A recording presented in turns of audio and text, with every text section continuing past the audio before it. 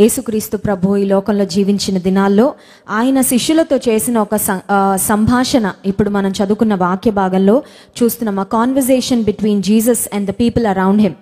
యేసు ప్రభు ఈ లోకంలో బ్రతికినప్పుడు ఆయన చాలా మాటలు మాట్లాడారు. ఆయన మాట్లాడిన మాటల్లో ఒక్కటి కూడా వ్యర్థమైన మాట లేదండి. వ్యర్థమైన మాట, దేవునికి అయిష్టమైన మాట, లేకపోతే దేవునికి అవమానాన్ని తెచ్చే మాట ఆయన ఏది మాట్లాడలేదు. ఆయన మాట్లాడిన మాటలు సత్యము, ఆయన మాట్లాడిన మాటలు జీవము, ఆయన మాట్లాడిన మాటలు ఇతరులను బాగు చేశాయి, ఇతరులను లేవనెత్తాయి, ఇతరులను ఓదార్చాయి, ఆదరించాయి, పరలోకం వైపుగా ఇతరులను నడిపించాయి తప్ప యేసు ప్రభు మాట్లాడిన ఏ మాటలు వ్యర్థమైన మాటలుగా ఆయన మాట్లాడలేదు. ఈ లోకంలో ఆయన బిడ్డలం అని చెప్పుకుంటున్నామంటే తండ్రిని అనుసరించాలి కదండి. సో చాలాసార్లు మనం రోజులో నోటికొచ్చిందల్లా మాట్లాడతాం, మనసుకు తోచిందల్లా మాట్లాడతాం, విన్న డైలాగులల్లా మాట్లాడతాం, ఆ సమయానికి ఏమనిపిస్తే అది మాట్లాడుతూ ఉంటాం. కానీ చాలాసార్లు మన మాటల విషయంలో మనం జాగ్రత్త కలిగి ఉండం. యేసుక్రీస్తు ప్రభువు ఆయన పలికిన మాటలు, ప్రతి మనిషి ఎలా మాట్లాడాలో ఒక చక్కని మార్గదర్శకంగా యేసయ్య మాటలున్నాయి. యేసు ప్రభు తన చుట్టూ ఉన్న శిష్యులతో మాట్లాడరు. కొంతమంది అనుకుంటారు, మాట్లాడుతున్నానండి, నేను ఎక్కువ మాట్లాడతానండి, కానీ ఎక్కువ మాట్లాడడం వల్ల ఎక్కువ సమస్యలు వస్తున్నాయి, ఎక్కువ మాట్లాడడం వల్ల ఎక్కువ తక్కువ అయిపోయి ఇంబ్యాలెన్స్ అయిపోతుంది, నేను ఒకటి అనుకుంటున్నాను ఒకటి వస్తుంది బయటికి, అందుకని పూర్తిగా మాట్లాడడం మానేస్తున్నానండి అని కొంతమంది ఏం చేస్తూ ఉంటారంటే ఇంట్లో లేకపోతే స్నేహితుల మధ్యలో ఒక రకమైన మౌన పోరాటం అనమాట. మాట్లాడరు.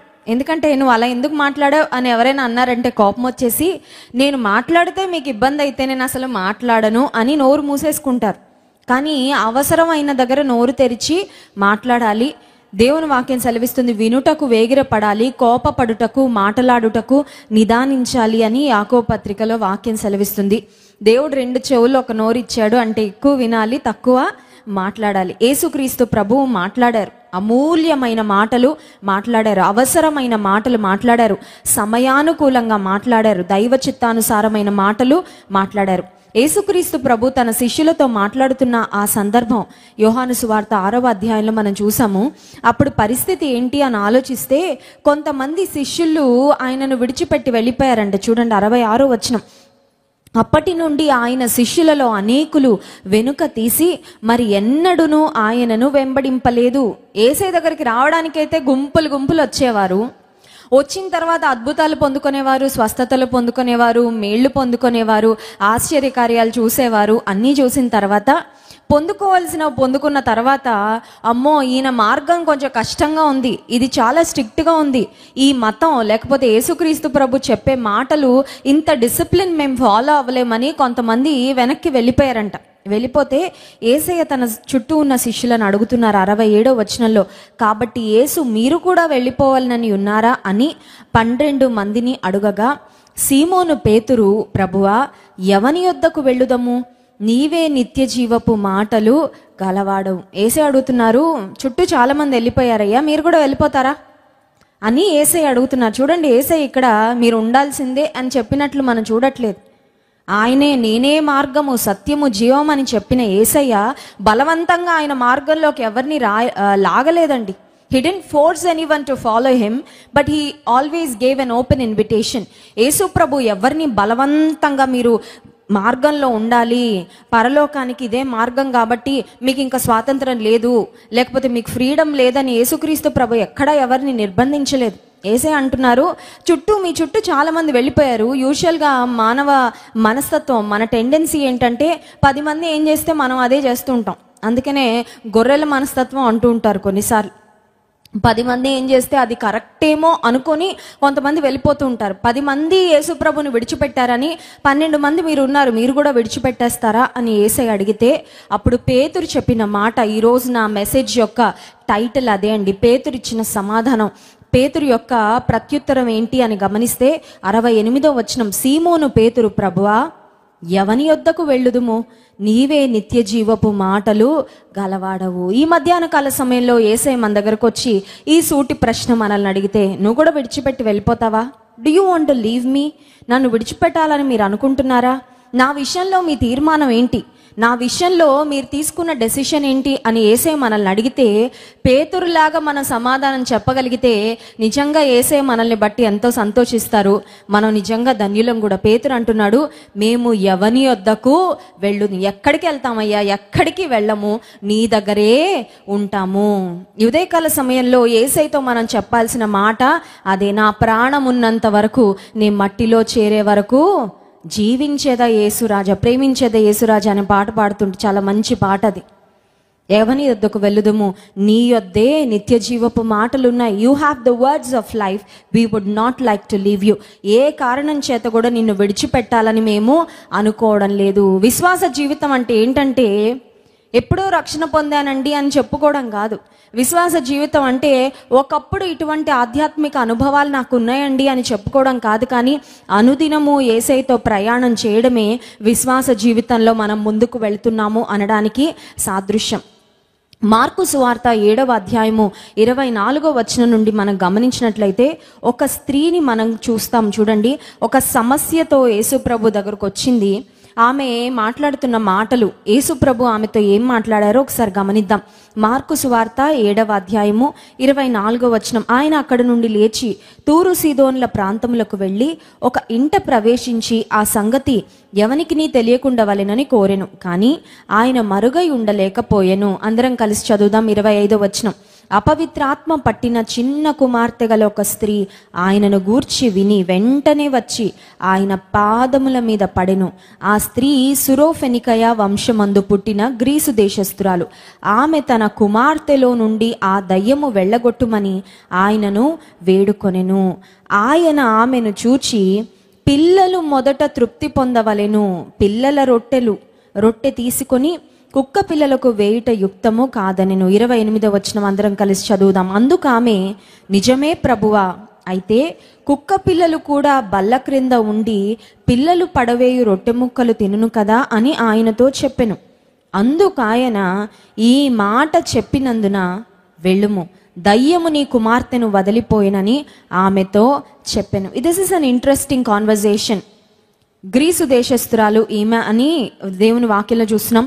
సురోఫెనికయ అనే వంశానికి చెందిన స్త్రీ, గ్రీసు దేశస్థురాలు. అంటే ఒక మాటలో చెప్పాలంటే అన్యురాలు యేసుప్రభు దగ్గరకు రావాలంటే she has to break some boundaries and barriers. అసలు అన్యులు యేసుప్రభు దగ్గరికి రారు. ఒకవేళ అన్యులు యేసుప్రభు దగ్గరకు వస్తుంటే కొంతమంది వారిని నిందించాలని, యేసుప్రభు దగ్గరికి ఎందుకు వెళ్తున్నావమ్మా, మన దేవుళ్ళు సరిపోరా, మనం ఆరాధిస్తున్న దేవతలు లేరా అని ఆమెను ప్రశ్నించే సందర్భం, పరిస్థితి ఖచ్చితంగా ఉంటుంది. But still she was bold enough to come to Jesus. మనుషులు ఏమనుకున్నా పర్వాలేదు, బంధువులు ఏమనుకున్నా పర్వాలేదు, నా ఇంటి వారు ఒకవేళ నన్ను వెనక్కి లాగాలని ప్రయత్నం చేసినా పర్వాలేదు, బట్ ఐ యామ్ అన్స్టాపబుల్. యేసయ్య దగ్గరకు రావడానికి నన్ను ఈ లోకంలో ఎవరు ఆపలేరు. హల్లెలూయా. ఈరోజు అద్భుతం ఎవరికి దొరుకుతుందంటే, నా యేసయ్య దగ్గరకు వెళ్ళడానికి నన్ను ఏది ఆపలేదు అనే తెగింపు ఎవరికి ఉంటుందో వారికి దొరుకుతుందండి. Nothing can stop me. నా ఆరోగ్యం నన్ను ఆపదు, నా భర్త నన్ను ఆపలేడు, నా పిల్లలు నన్ను ఆపలేరు, నా ఉద్యోగం నన్ను ఆపలేదు. నా యేసయ్యతో నాకున్న వ్యక్తిగత సంబంధము, నా యేసయ్య పాదాల మీద నేను వెళ్ళి పడాలనుకుంటే నాకు ఈ లోకంలో ఏది కూడా అడ్డు కానే కాదు. ఒకసారంట ఒక ఊరిలో ఒక వ్యక్తి ఉండేవాడు. ఆయనకి భయంకరమైన స్కిన్ డిసీజ్ ఒకటి వచ్చిందండి. ఆరోగ్య సంబంధమైన సమస్య. కొన్ని ఆరోగ్య సమస్యలు దీర్ఘకాలిక సమస్యలుగా మారిపోతుంటాయి, లాంగ్ టర్మ్ హెల్త్ ప్రాబ్లమ్స్గా.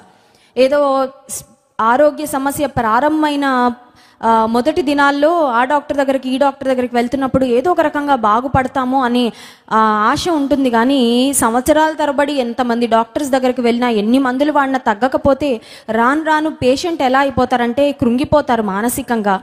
ఇక ఈ వ్యాధితో జీవితకాలం బ్రతకాలని ఫిక్స్ అయిపోతారు. ఆ వ్యక్తికి సోరియాసిస్ అనే ఒక స్కిన్ డిసీజ్ ఉండేదండి. తన చర్మం అంతా డ్రైగా అయిపోతూ పొరలుగా రాలిపోతూ ఉండేది. భయంకరమైన పుండ్లు దేహం మీద, చాలా సివియర్ స్టేజ్కి వెళ్ళిపోయింది. ఆ వ్యక్తి ఎంతమంది డాక్టర్స్ దగ్గరికి వెళ్ళినా ఎలాంటి ఫలితం ఉండేది కాదు. కొన్నిసార్లు కుటుంబీకులే అతన్ని చూసి జాలి పడేవారు, అసహించుకునేవారు. అంత తారాస్థాయికి తన ఆరోగ్య పరిస్థితి వెళ్ళిపోతే ఆ వ్యక్తి ఒక తీర్మానం తీసుకున్నాడు తన జీవితంలో. ఏమనంటే, ప్రతి ఆదివారం ఎవ్వరూ మందిరానికి వెళ్ళక ముందు నేను వెళ్తాను, నా యేసయ్యకు నేను కనబడతాను. I want to see Jesus, I want to go to his presence every Sunday. మందిరం తలుపులు తెరవగానే మొట్టమొదట మందిరంలో నేనే ప్రవేశిస్తాను. ఎందుకంటే నాకు ఆయన దయ కావాలి, నాకు ఆయన సహాయం కావాలి. I'm so desperate. నాకు ఆయన కాకపోతే, ఆయన లేకపోతే ఇంకా వేరే దిక్కు లేదు, వేరే ఆశ లేదు అని ఆ వ్యక్తి ప్రతి ఆదివారం అందరికంటే ముందొచ్చి ఫస్ట్ లైన్లో కూర్చునేవాడంటండి. పాస్టర్ గారు రాకముందే, వాలంటీర్స్ రాకముందే, ఆ సౌండ్ పెట్టేవాళ్ళు లేకపోతే మందిరాన్ని సిద్ధపరిచేవారు రాకముందే వచ్చి మందిరంలోకి ప్రార్థన చేసుకుంటూ ఉండేవాడంట. కొన్ని వారాలలోనే దేవుడు చేసిన అద్భుతం ఏంటంటే అతని స్కిన్ డిసీజ్, ఎన్ని మందులు వాడినా మానని స్కిన్ డిసీజ్ కంప్లీట్గా క్యూర్ అయిపోయి అందరిలా నార్మల్ స్కిన్ దేవుడు ఆయనకి ఇచ్చాడు. హల్లెలూయా. ఎందుకు ఈ మాట చెప్తున్నానంటే ఇది నిజంగా జరిగిన సంఘటన. నీవు నేను సేవిస్తున్న దేవుడు, ఆయన దగ్గరకు నేను రావడానికి నన్ను ఏది ఆపలేదు. కొంతమంది చూడండి, కీళ్ళ నొప్పులండి, నేను వెళ్ళలేను. డాక్టర్ దగ్గరికి వెళ్ళరా? డాక్టర్ దగ్గరికి కీళ్ళ నొప్పులున్నా కుంటుకోనో లేకపోతే నెమ్మదిగా అడుగులేసుకున్న వెళ్తాం కదా. మరి పరమ వైద్యుని దగ్గరికి రావడానికి ఎందుకు సాకులు వెతుక్కుంటున్నాం? సమయం లేదండి. అన్నిటికీ సమయం ఉంటుంది మనకి. మందిరానికి రావడానికి, ఉపవాస ప్రార్థనకి రావడానికి కొన్నిసార్లు సమయాన్ని కేటాయించలేం.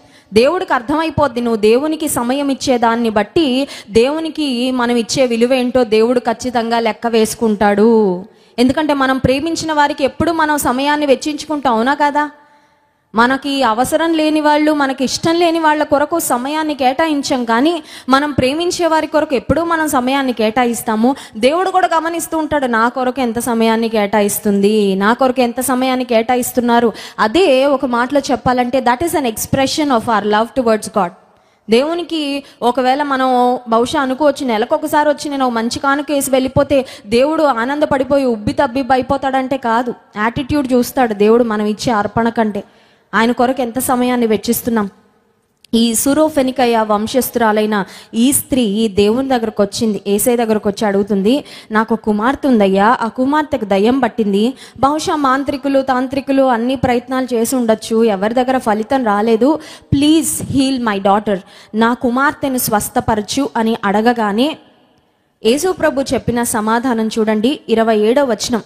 ఆయన ఆమెను చూచి, పిల్లలు మొదట తృప్తి పొందవలెను, పిల్లల రొట్టె తీసుకొని కుక్క పిల్లలకు వేయుట యుక్తము కాదు. యేసు ప్రభువును గూర్చి ఈమె వినే వచ్చింది. ఎందుకంటే 25వ వచనంలో ఉంది, ఆయనను గూర్చి విని వెంటనే వచ్చి. ఆమెకు బహుశా చాలా మంది చెప్పుంటారు ఏమనంటే, మా అబ్బాయికి బాలేదు, యేసు ప్రభు దగ్గరికి వెళ్తే నీ విశ్వాసం నిన్ను స్వస్థపరిచిన అన్నాడు, బాగైపోయాడు. ఆ తర్వాత పెరాలిసిస్తో ఉన్న వ్యక్తి, పక్షవాయువు గల వ్యక్తిని మంచం మీద మోసుకెళ్లారమ్మా, లేచి నీ పరుపెత్తుకొని నడువంటే వెళ్ళిపోయారు. ఇవన్నీ వినేసి అనుకుంది, నేను వెళ్ళడం ఆలస్యం స్వస్థత వస్తుంది, వెళ్ళడం ఆలస్యం కుమార్తె బాగుపడిపోద్ది, ఇంటికి వచ్చేయచ్చు అనుకుంది. చూడండి, కొన్నిసార్లు మనం దేవుని దగ్గరకు ఒక ఎక్స్పెక్టేషన్తో వెళ్తాము. దేవుడు మనం అనుకున్న విధానంలో పని చేయాలి అనుకుంటాం. కొన్నిసార్లు మనమే డిసైడ్ చేసేస్తాం దేవుడు ఎలా పని చేయాలి, ఎవరి ద్వారా పని చేయాలి, ఏ టైంకి పని చేయాలి, ఎప్పుడు కార్యాలు చేయాలి. కొన్నిసార్లు మనమే దేవుడికి టైం టేబుల్ ఇచ్చేస్తూ ఉంటాం, మనం స్కెడ్యూల్ ఇచ్చేస్తున్నాం. దేవా నాకు ఇది ఇలా నువ్వు చేస్తావు అనుకుంటున్నాను, ఇలా చేసేయని. ఈమె కూడా దేవుని దగ్గరకు వచ్చింది, but Jesus responded in a different way. Bible గ్రంథంలో 4 సువార్తలలో ఈమెతో మాట్లాడినట్లు యేసుప్రభు ఇంకెవరితో మాట్లాడలేదండి. ఈమెతో మాట్లాడిన మాటలు యాక్చువల్గా ఒక మాటలో చెప్పాలంటే they were kind of offensive. యేసుప్రభు మాట్లాడుతున్న మాటలు ఎలా ఉన్నాయంటే కొంచెం నొప్పించే మాటలుగా అనిపిస్తున్నాయి. ఈమె అనుకుంటుంది, యేసుప్రభు దగ్గరకు వచ్చాను, ఆయన పాదాల మీద పడాను, చాలామంది నిలబడే ఆయన అడగగానే స్వస్థత చేసి పంపించేశాడు. ఇప్పుడు నేను తగ్గించుకొని ఆయన పాదాల మీద పడి అడుగుతున్నాను. నేను ఇప్పటి వరకు విన్నదాన్ని బట్టి నేను ఎక్స్పెక్ట్ చేస్తున్నది ఏంటంటే, నీ కుమార్తె బాగుపడుతుంది అనగానే నేను ఇంటికి వెళ్తే మా అమ్మాయి అక్కడ మంచిగా కూర్చొని ఉండాలి దయ్యం పోయి అని నేను ఎక్స్పెక్టేషన్తో వచ్చాను. బట్ యేసుప్రభు మాట్లాడుతున్న మాటలు చాలా డిఫరెంట్గా ఉన్నాయేంటి? కొన్నిసార్లు దేవుడు ఒక్కొక్కరితో డీల్ చేసే విధానం, ఒక్కొక్కరి జీవితంలో కార్యాలు చేసే విధానం ఒక్కొక్క ప్రత్యేకమైన రీతిలో ఉంటాయి. ఎందుకంటే దేవుడు మనల్ని ప్రత్యేకంగానే కలుగజేశాడు. God made us unique. కొన్నిసార్లు దేవుడు మన జీవితంలో చేసే కార్యాలు కూడా ఒక ప్రత్యేకమైన విధానంలోనే ఉంటాయి. ఇప్పుడు యేసుప్రభు ఆమెతో పలుకుతున్న మాట ఏంటంటే, పిల్లలు మొదట తృప్తి పొందవలెను. పిల్లల రొట్టె తీసుకొని కుక్క పిల్లలకు వేయుట యుక్తము కాదు. ఇక్కడ పిల్లలు, ఆ తర్వాత కుక్క పిల్లలు అనే మాట మనం గమనించినట్లయితే, పిల్లలు అంటే ఎవరు అని ఆలోచిస్తే ఈమె ఒక అన్యురాలుగా కనబడుతుంది. ఈమె ఒక అన్య వంశానికి లేకపోతే అన్య ప్రాంతానికి చెందిన స్త్రీ. ఈమె ఒక యూదురాలు కాదు. యేసు ప్రభు ఆమెతో చెప్పిన మాట ఎలా సౌండ్ అవుతుందంటే, ఎలా వినపడుతుందంటే, మొట్టమొదటి ప్రయారిటీ అయితే యూదులకు, ఆ తర్వాతే మీకు. మొదట నేను యూదులకు సహాయం చేయాలనుకుంటున్నాను, ఆ తర్వాత ఏమన్నా సమయం మిగిలుంటే, అవకాశం మిగిలుంటే నీకు సహాయం చేస్తాను. కొన్నిసార్లు చూడండి, మన విలువ ఎలా ఉన్నా మన విలువని ఎవరైనా తగ్గిస్తే మన కోపం తారా స్థాయికి వెళ్ళిపోద్దండి. ఎప్పుడైనా ఎక్స్పీరియన్స్ అయ్యారా? మనల్ని ఎవరైనా కొంచెం తక్కువ చేసి మాట్లాడితే ఆ కోపం తారా స్థాయికి రోషం వచ్చేస్తుంది, పౌరుషం వచ్చేస్తుంది. భర్త తక్కువ చేసి మాట్లాడినా, అత్తగారు తక్కువ చేసి మాట్లాడినా, ఇరుగు పొరుగు వారు తక్కువ చేసి మాట్లాడినా, స్నేహితులు తక్కువ చేసి మాట్లాడినా, ఎవరైనా మనల్ని తక్కువగా చూస్తున్నారంటే ఆ బాధ చాలా డీప్గా ఉంటుంది. తర్వాత కోపం కూడా చాలా త్వరగా వచ్చేస్తుంది. ఇక్కడ యేసుక్రీస్తు ప్రభు మాట్లాడుతున్న మాటల వలన she can actually get offended. ఆమె ఏమనొచ్చంటే, అయ్యా నువ్వేదో అద్భుతం చేస్తావని, మేలు చేస్తావని వచ్చాను, కానీ మీరు ఇలా అంటున్నారు కాబట్టి ఇంకా నాకు అద్భుతం వద్దులే, స్వస్థత వద్దులే, నేను వెళ్ళిపోతాను. నాకు ఇంకా మీతో మాట్లాడే అంత ఓపిక లేదు, లేకపోతే మిమ్మల్ని కన్విన్స్ చేసే అంత నా దగ్గర లేదయ్యా, నేను వెళ్ళిపోతానని బహుశా ఈమె వెళ్ళిపోవచ్చు. But she had persistent faith. ఈమెలో మనకేం కనబడుతుందంటే పట్టు వదలని విశ్వాసం కనబడుతుంది. ఏసై గురించి వినిందంట, వెంటనే వచ్చిందంట, ఏసై పాదాల మీద పడిందంట. ఆమె ఏ పట్టుదలతో వచ్చిందంటే, నేను పొందుకోవాలనుకుంటున్న అద్భుతం పొందుకోకుండా ఇక్కడి నుంచి మాత్రం వెళ్ళను. I will not go from here empty handed. ఒట్టి చేతులతో, ఖాళీ చేతులతో ఈ ప్రాంతం నుండి, ఈ స్థలము నుండి నేను వెళ్ళను అని తీర్మానం తీసుకొని వచ్చింది. ఈ ఉదయకాల సమయంలో సురోఫెనికయ వంశస్థురాలైన ఆ స్త్రీకి ఉన్న పట్టుదల ఎంతమందికి ఉంది? లేదా? నాకుంది, మీకుందా? హల్లెలూయా. ఆ పట్టుదల ఉంటే ఖచ్చితంగా ఆశీర్వాదాన్ని, అద్భుతాన్ని ఇక్కడి నుంచి మోసుకొని వెళ్తాం.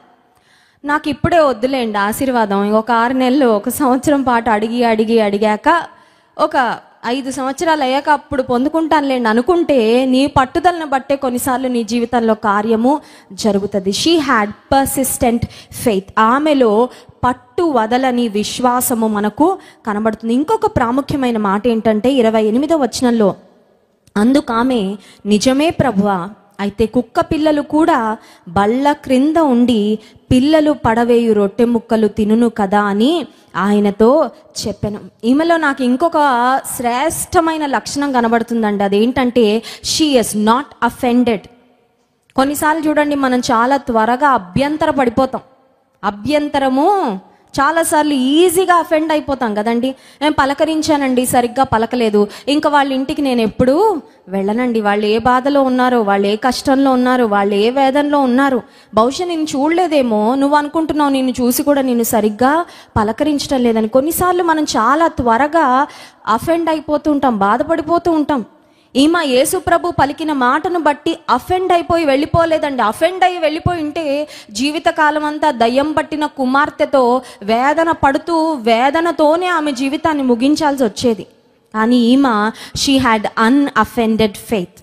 ఈమెలో ఉన్న విశ్వాసానికి నేను పెట్టాలనుకుంటున్న ఇంకొక పేరు ఏంటంటే అభ్యంతర పడని విశ్వాసం. అభ్యంతరం వచ్చింది, యేసు ప్రభు పలికిన మాటలే కొంచెం నొచ్చుకున్నట్లుగా అనిపించాయి. But still I will not go from here without receiving my miracle. నా అద్భుతాన్ని నేను పొందకుండా ఇక్కడ నుంచి వెళ్ళను అని ఆమె తీర్మానం చేసుకుంది.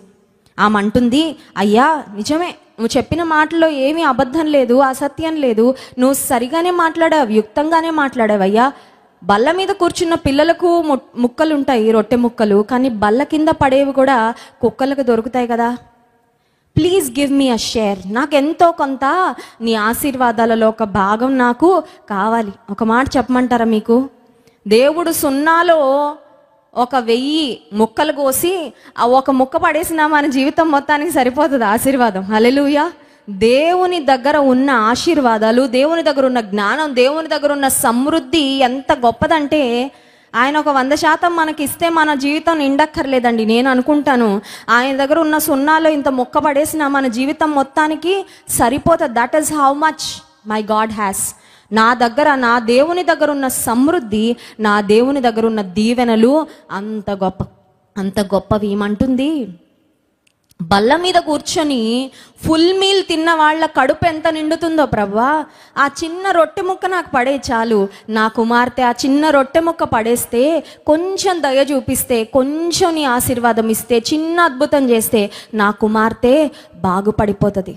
ఆమెలో పట్టు వదలని విశ్వాసం, ఆమెలో అభ్యంతర పడని విశ్వాసం, ఆమెలో స్థిరమైన విశ్వాసం.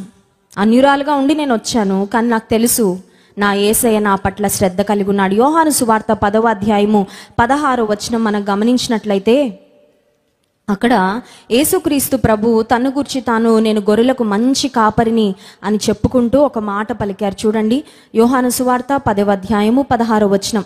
ఈ దొడ్డివి కాని వేరే గొర్రెలను నాకు కలవు, వాటిని కూడా నేను తోడుకొని రావలెను, అవి నా స్వరము వినును. అప్పుడు మంద ఒకటియు గొర్రెల కాపరి ఒక్కడును అగును. నా దొడ్డివి కాని వేరే గొర్రెలు, హూ ఆర్ దే? జెంటైల్స్. ఇక్కడ యేసు ప్రభు పలుకుతున్న మాట, నా గొర్రెలు నా స్వరమును వినును అనే మాట పలికారు. నా దొడ్డివి కాని వేరే గొర్రెలు అనే మాట కూడా చెప్పారు. వాటిని కూడా చేర్చుకుంటాను, వాటికి కూడా కాపరిగా ఉంటాను, వాటిని కూడా నా దగ్గర ఉన్న మందతో కలుపుతాను. అంటే అర్థం ఏంటంటే, యేసుక్రీస్తు ప్రభు యూదుల రాజుగా పుట్టాడు, యూదా వంశంలో పుట్టాడు. ఆ తర్వాత తన ప్రజలైన ఇశ్రాయేలీలను రక్షించడానికి పుట్టాడు. అయితే అన్యులలో నుండి మనలాంటి వారందరినీ కూడా ఆయన రక్షించి అదే గొర్రెల దొడ్డిలో ఆయన చేర్చాడు. ఇప్పుడు ఆ వంశం ఈ వంశం, ఆ జాతి ఈ జాతి, ఆ ప్రాంతం ఈ ప్రాంతం, ఆ మతం ఈ మతం, ఆ భాష ఈ భాష, ఈ భేదాలన్నీ తుడిచిపెట్టేశాడండి. అన్ని బౌండరీస్ దేవుడు తుడిపేసి ఇప్పుడు మనందరినీ ఆయన దొడ్డిలో చేరిన గొర్రెలుగా ఒకే కాపరి క్రింద దేవుడు మనలను చేర్చాడు. సో యోహాను సువార్త 10వ అధ్యాయంలో యేసు ప్రభు చాలా స్పష్టంగా చెప్పిన మాట, ఏదో యూదులకు మాత్రమే రక్షణ కలుగు చేయాలని నేను రాలేదు ఈ లోకానికి. నా దొడ్డివి కాని వేరే గొర్రెలను కూడా నేను రక్షిస్తాను. నా గొర్రెలు వీళ్ళని ఎలా ఆదరిస్తానో అందరినీ కూడా అదే ప్రేమతో నేను ఆదరిస్తాను. ఈమె వచ్చిన తర్వాత ఈమె పలికిన మాటలను బట్టి ఈమె ఏం పొందుకొని వెళ్ళిందని ఆలోచిస్తే, మార్కు సువార్త 7వ అధ్యాయంలో చూడండి, 29వ వచనం. అందుకాయన ఈ మాట చెప్పినందున వెళ్ళుము, దయ్యము నీ కుమార్తెను వదిలిపోయినదని ఆమెతో చెప్పెను. You see something? చాలాసార్లు చాలా మందిని అద్భుతం పొందుకోవడానికి వచ్చినప్పుడు యేసు ప్రభు వారిలో ఉన్న విశ్వాసాన్ని హైలైట్ చేసి అప్రిషియేట్ చేసి పంపించారు.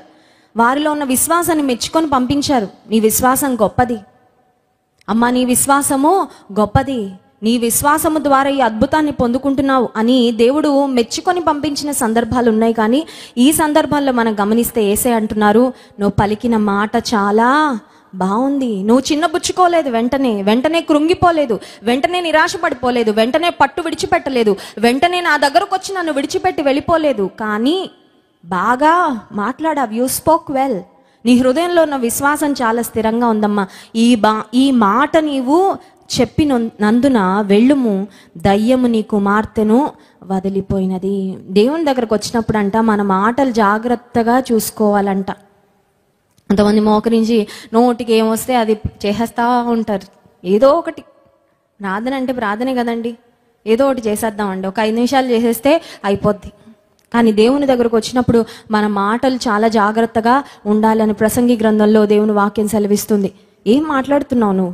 ఆయన నీ మాటలు కూడా చాలా జాగ్రత్తగా గమనిస్తుంటాడు. ఈమె ఉద్దేశాన్ని చూశాడు, ఈమె హృదయాన్ని చూశాడు, ఈమె విశ్వాసాన్ని చూశాడు, ఈమె మాట్లాడిన మాటలను కూడా చూశాడు. నేను అనుకుంటాను ఈ స్త్రీకి చాలా తగ్గింపు ఉంది. యేసు ప్రభు పలికిన మాటలను బట్టి, దేవా నన్ను ఇంత తక్కువగా మాట్లాడతావా, నువ్వు నన్ను ఇంత తక్కువగా చూస్తావా, వేరే వాళ్ళకి రాగానే అద్భుతం చేసి పంపించేసావు, నాకేమో ఇలా మాట్లాడుతున్నావా, నన్ను ఇంకా డిలే చేస్తున్నావా అని కొన్నిసార్లు బాధపడిపోతుంటాం. నేను మా కాలేజ్లో క్యాంపస్ సెలెక్షన్ జరుగుతున్న సమయంలో ఫస్ట్ కంపెనీ TCS వచ్చిందండి. ఆ క్యాంపస్ సెలెక్షన్ కంపెనీ వచ్చినప్పుడు ముందు ఆ కంపెనీ వాళ్ళ ఆఫీసర్స్, వాళ్ళు పనిచేసే విధానము, వాళ్ళు గ్లోబల్గా ప్రపంచవ్యాప్తంగా ఏ దేశాల్లో స్ప్రెడ్ అయి ఉన్నారు, ఇదంతా మా కాలేజ్లో ఒక పెద్ద ఆడిటోరియంలో పెద్ద స్క్రీన్ మీద వేసి చూపించారు. అదంతా చూసిన తర్వాత నాకు చాలా కన్నీళ్ళు వచ్చాయి. ఆ రోజు ఎందుకో కన్నీరు కార్చి నేను యేసయ్యను ఒకే ఒక మాట అడిగాను, నీ కూతురికి నువ్వు ఆ కంపెనీలో ఉద్యోగం ఇవ్వవా ప్రభు అని అడిగాను. ఇదే మాట అడిగాను, would you give your daughter a job in that company? నీ కూతురికి ఇవ్వవా ప్రభా అని ఒక ప్రార్థన చేసుకొని బయటకు వచ్చాను ఆడిటోరియంలోంచి. సరే, ఆ తర్వాత రిటర్న్ టెస్ట్ జరిగింది. రిటర్న్ టెస్ట్ అంటే కంప్యూటర్లోనే చాలా సెక్షన్స్ ఉంటాయి, ఒక్కొక్క సెక్షన్ ఇంత టైంలో ఆన్సర్ చేయాలని ఉంటుంది. అది అయిపోయింది, దేవుని కృప వల్ల పాస్ అయిపోయాను. ఆ తర్వాత ఇంటర్వ్యూలు 3 ఇంటర్వ్యూలు ఉన్నాయి. ఫస్ట్ ఇంటర్వ్యూకే సగం మందిని పంపించేశారు, డిస్క్వాలిఫై అయిపోయారని. ఆ ఇంటర్వ్యూ కొరకు వెయిట్ చేస్తున్నప్పుడు లంచ్ టైం అయిపోతుంది. అందరినీ పిలుస్తున్నారు కానీ నన్ను పిలవట్లేదండి. నేను అక్కడ వెయిటింగ్ హాల్లో కూర్చుని ఉన్నాను. అందరినీ ఒక 3 వ్యక్తులు ఇంటర్వ్యూ చేస్తున్నారు 3 రూమ్స్లో. ఆ బయట అందరు వెయిటింగ్ హాల్లో కూర్చుని ఉంటే అందరినీ పిలుస్తున్నారు కానీ నన్ను పిలవట్లేదు. అయితే పిలవకపోతే ఒక రకమైన ఆందోళన, ఇంకా పిలవట్లేదేంటి ఇంటర్వ్యూకి. ఆ సమయంలో దేవుడు ఒకటి జ్ఞాపకం చేశారు. ఏమనంటే, నేను ఆలస్యంగా పిలవచ్చు, నువ్వు బాధపడకు, నీ పక్షంగా నేను కార్యం చేస్తాను. ఆ సమయంలో దేవుడు నాకు దావీదును జ్ఞాపకం చేశాడండి. అన్నలందరినీ ముందు పిలిచారు, దావీదునేమో ఆఖరిగా పిలిస్తే అందరూ డిస్క్వాలిఫై అయిపోయారు, దావీదు ఒక్కడే క్వాలిఫై అయ్యాడు. దేవుడు అదే జ్ఞాపకం చేశాడు, నేను చూశాను, ఐ హావ్ సీన్ యూ, నిన్ను చూశాను, నిన్ను దృష్టించాను, నీ మీద నా కనుదృష్టి ఉంది, నిన్ను ఆశీర్వదిస్తాను, కంగారు పడకు, ఆలస్యం అవుతుందని బాధపడకు అని దేవుడు చెప్పిన తర్వాత దావీదును జ్ఞాపకం చేసుకున్నట్లు నన్ను జ్ఞాపకం చేసుకో ప్రభా అని ప్రార్థన చేసుకుంటూ కూర్చున్నానండి. లాస్ట్లో పిలిచారు.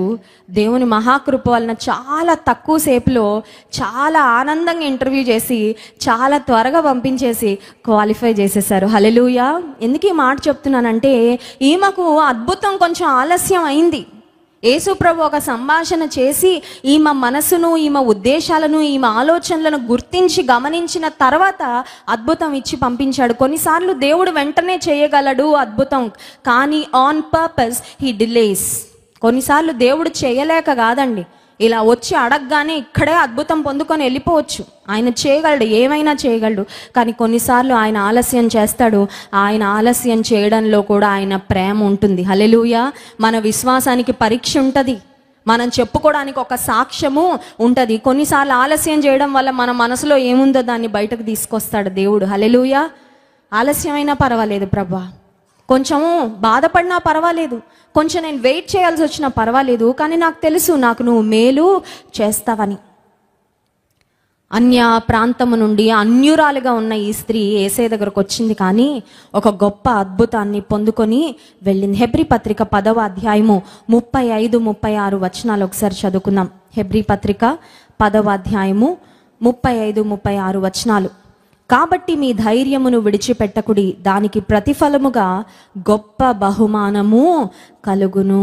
మీ ధైర్యము విడిచిపెట్టకుడి అని తెలుగులో ఉంది, ఇంగ్లీష్ బైబిల్లో ఉంది do not put away your confidence.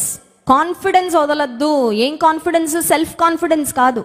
ప్రపంచం అంతా చెప్తుంది self confidence, self confidence, self confidence. నేను చేయగలను చేయగలను చేయగలను అనుకో, చేసేస్తావు.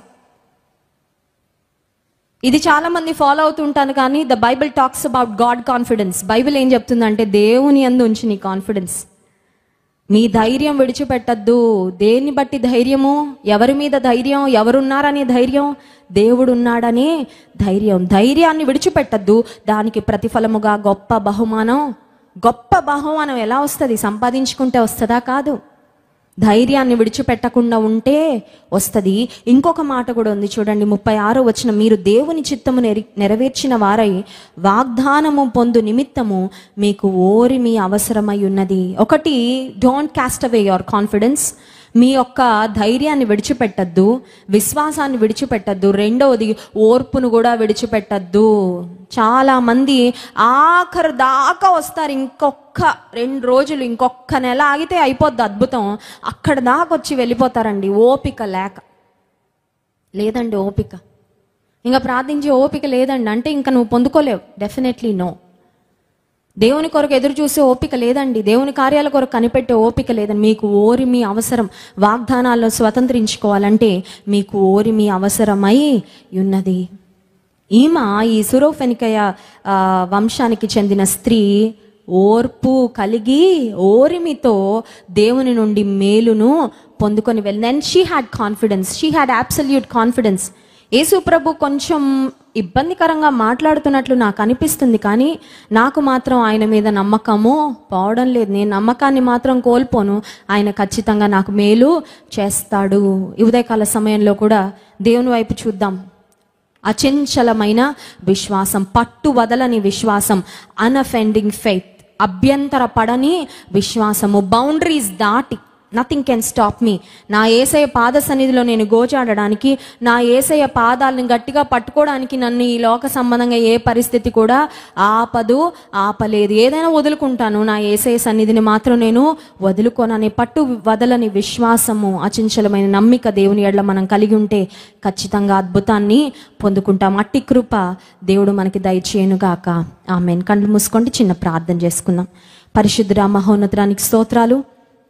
మీ వాక్యం ద్వారా మీరు మాతో మాట్లాడినందుకు వందనాలు ప్రభా. ధైర్యము విడిచిపెట్టకుడి, దానికి ప్రతిఫలముగా మీకు గొప్ప బహుమానము కలుగునని వాగ్దానం చేశావు. ఓర్పును, అచంచలమైన విశ్వాసమును మా హృదయాల్లో నింపండి. ఏ స్థితిగతుల్లో ఉన్నామో నీకు తెలుసు ప్రభా. మా జీవితాల్లో గొప్ప బ్రేక్ త్రూ మీరు అనుగ్రహించండి. ఊహకు మించిన గొప్ప కార్యముల ఆశీర్వాదాలు నీ సన్నిధి నుండి నాయన మేము స్వతంత్రించుకోవడానికి సహాయం చేయండి. యేసు నామమున ప్రార్థిస్తున్నాం తండ్రి, ఆమేన్.